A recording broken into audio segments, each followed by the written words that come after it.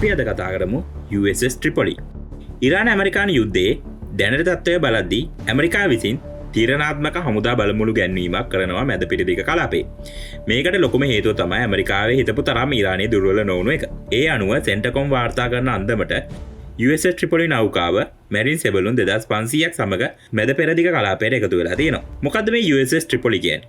USS ත්‍රිපොලි කියන්නේ නිකම්ම නිකන් නැවක් නෙමෙයි. මේක මිනි එයාක්‍රාෆ්ට් කැරියර් එකක්. මේ නෞකාවේ F-35B වගේ ෆයිටර් ජෙට්ස් වගේම හෙලිකොප්ටර් සහ මැරින් සෙබළුන් 2000කට වැඩි පිරිසක් අරගෙන ගමන් කරන්න පුළුවන්. මේ නෞකාවේ තියෙන විශේෂත්වය තමයි Rapid Response, Amphibious Attack, AI Strike වගේ විශේෂ කාර්යයන් සඳහාම නිබඳ වූ එයාක්‍රාෆ්ට් කැරියර් එකක්. ඉතින් ඕවරෝල් බලද්දී USS ත්‍රිපොලි කියන්නේ just ship එකක් විතරක් නෙමෙයි. මේක USS Navy එකේ ready to strike mobile base එකක්. ඉතින් ඔයා මොකද හිතන්නේ මේක ගැන?